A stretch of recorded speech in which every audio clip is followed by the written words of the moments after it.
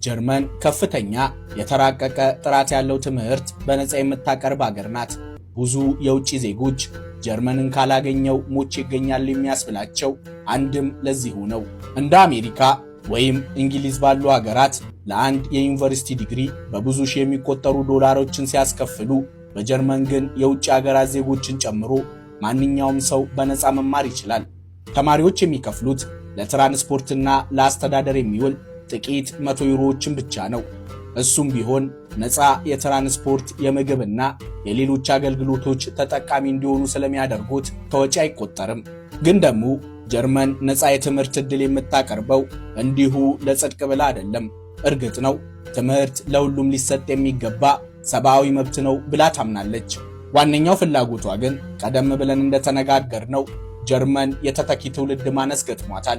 በዚህ ሁኔታ ውስጥ ሆናም ግን ከአውሮፓ በኢኮኖሚ የሚደርስባት የለም። ከዓለም አሜሪካና ቻይናን ተከትላ ሶስተኛዋ ሀብታም ሀገር ናት።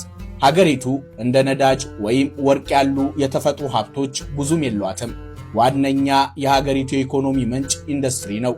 የኢንዱስትሪ ምርቶቿ የዓለም ዘመናዊነትና ቅንጦት ምልክት ናቸው።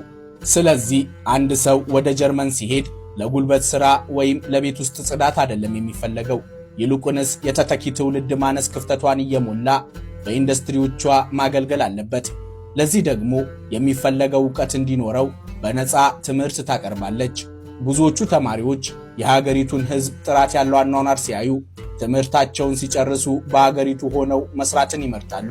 ይህ ደግሞ ለጀርመን በምትፈልገው ደረጃ ከፍተኛ ዕውቀት ያለው የሰለጠነ የሰው ኃይል በየዓመቱ በቋሚነት እንድታፈራ ያደርጋታል።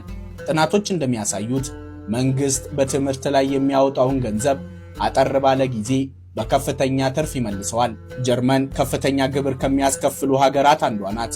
አንድ ተማሪ ትምህርት ጨርሶ ሥራ ሲጀምር ለመንግስት በየዓመቱ ከሚያገኘው ከፍተኛ ግብር ይከፍላል። የጀርመን የግብር ስርዓት ፕሮግረሲቭ ታክስ ይባላል።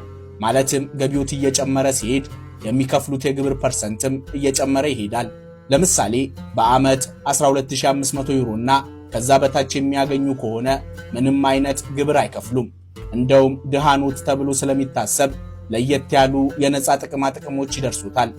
ገቢዎት ከ12500 ዩሮ በላይ ከሆነ በዓመት ከሚያገኙት እንደ ገቢዎትና ሀብት መጠኖት እየታየ ከ14 እስከ 45 ከመቶ ግብር ይከፍላሉ። ሰዎች ከፍተኛ ግብር ቢከፍሉም በምላሹ የሚያገኙት ጥቅማ ጥቅም ከፍተኛ ስለሆነ እሱም የሚያሳስቡት ጉዳይ አይደለም። ባጭሩ አንዴ የጀርመን ሕጋዊ ነዋሪ ወይም ዜጋ ይሁኑ እንጂ እስከ ዕለተ ሞቶ ድረስ የህይወት መሰረታዊ ጉዳዮች አያሳስቡትም ሊባል ይችላል። ትምህርት ካሉ ነፃ ትምህርት፣ ሕክምና ካሉ ጥራት ያለው ሕክምና፣ ስራ ቢያጡ ስራ እስከሚያገኙ ወጪዎትን መሸፈንና የጎደሎትን ክህሎት አሰልጥኖ ስራ ማስያዝ የመንግስት ድርሻ ነው። ወላጅ ከሆኑ እንደ ቤተሰቦች ብዛት ግብር ይቀነስሉታል። ልጅ ቢወልዱ ቀደም ብለን እንደተነጋገርነው ከመንግስት በየወሩ ተቆራጭ አሉት። የጀርመን የጡረታ ስርዓት ፔአስ ዩጎ ይባላል። ትውልድን የሚረዳበት ዘዴ ነው። ለምሳሌ አሁን የሚሰሩ ሰዎች የሚከፍሉት ግብር የአሁኑን ጡረተኞች ደሞዝ ይሸፍናል። በጀርመን የጡረታ መውጫ ዕድሜ ወደ 67 ዓመት እያደገ ነው። ጡረታው የሚሰላው ግለሰቡ በሥራ ዘመኑ ባገኘው ገቢና ለስንት ዓመት ግብር ሲከፍል እንደቆየ ታይቶ ነው። በአማካኝ 45 ዓመታትን በሥራ ያሳለፈ ሰው በወር እስከ 1650 ዩሮ አካባቢ ሊያገኝ ይችላል። በኢትዮጵያ ከ300,000 ብር በላይ ማለት ነው።